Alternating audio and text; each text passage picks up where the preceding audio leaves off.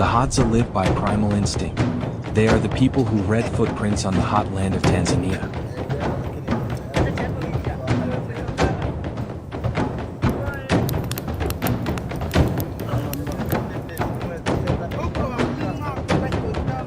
The Kazakh live alongside a 2,000-year-old heritage. And they are the ones who read the sky through the eyes of eagles in the frozen Altai.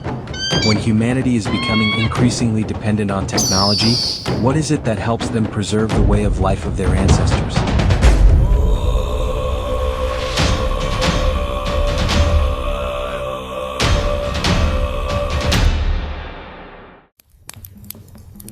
When most people begin a new day with a fixed schedule and fresh information on their phones, for the Hadzabe people, the beginning of a new day is guided by only one thing: nature.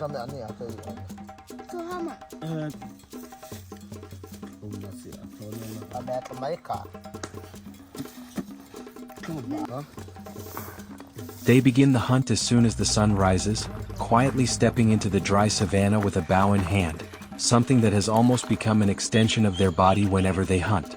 In modern society, people have tools for almost every problem.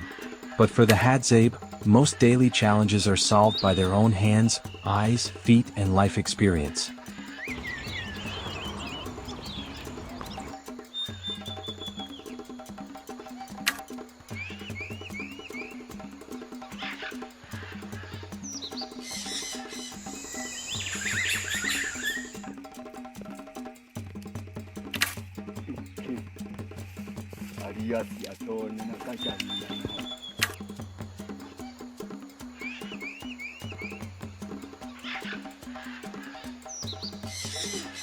For the Hadza, the ground is not just a place to walk.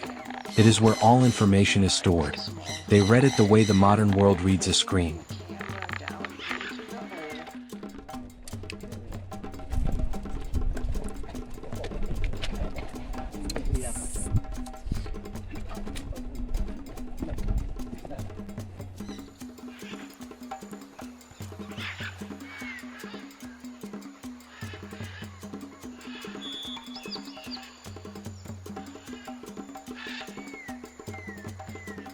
From here, the hunt is no longer about speed, it becomes a test of patience and coordination. No machines, no specialized tools. For the Hadzabe, their hands and years of accumulated experience are enough for this porcupine hunt.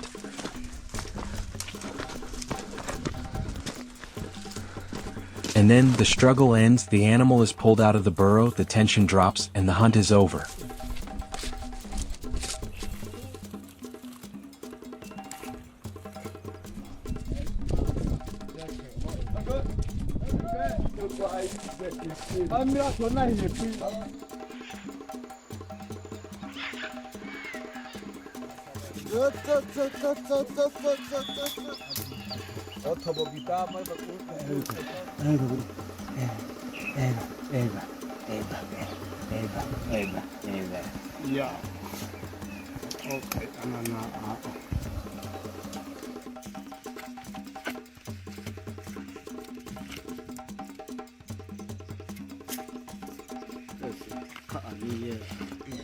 For modern people, water is often associated with labels, filtration systems, and a sense of safety that has been verified.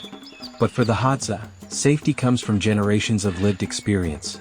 They know which places are safe to drink from, which places to avoid, and where water still remains during the long dry season. This is not recklessness, it is a deep understanding of the land they have lived with for generations.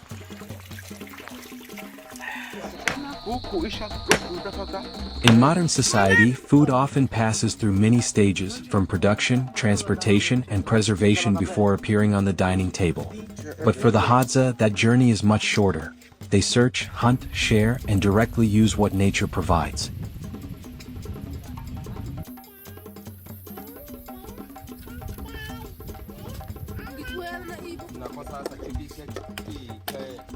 From the outside, many people may think the Hadza live a life of scarcity. But that is a perspective shaped by modern society, where comfort, schedules, and material possessions are often seen as the measure of completeness. The Hadza do not surrender themselves to nature. They live with nature through knowledge, experience, and adaptation. And perhaps what makes that way of life so thought-provoking is not what they lack compared to us, but what they still manage to preserve, things the modern world has already begun to lose.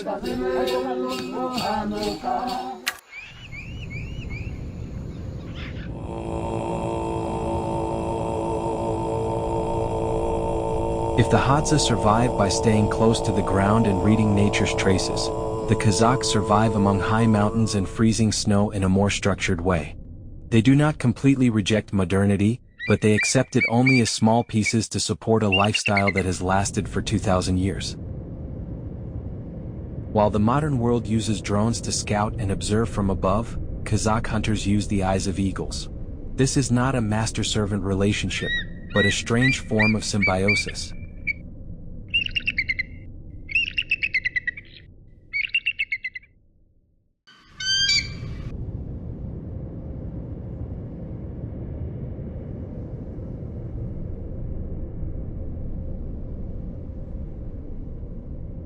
The Kazakh do not hunt only with simple weapons, they also have a special companion, the eagle. Training an eagle is not based on domination, but on trust built over many years. When the hunter raises his arm on the mountain cliff, the eagle spreads its wings and dives down, using its wild instinct to hunt foxes, wolves, and bring food back to the community. They preserve this tradition not because they lack modern tools, but because they value the connection between humans and nature.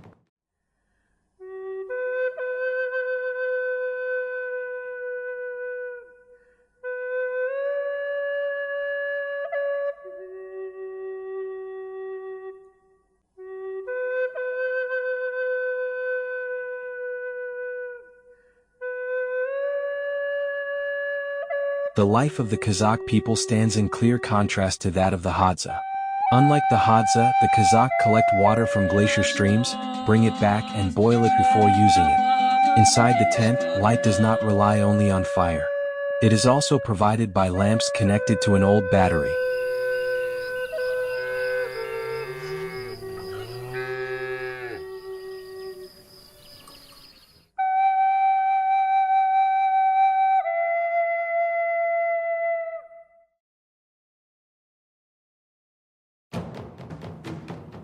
The Kazakh do not abandon their roots. They simply know how to live with the cold using old heritage, plus a few small conveniences to adapt to the present.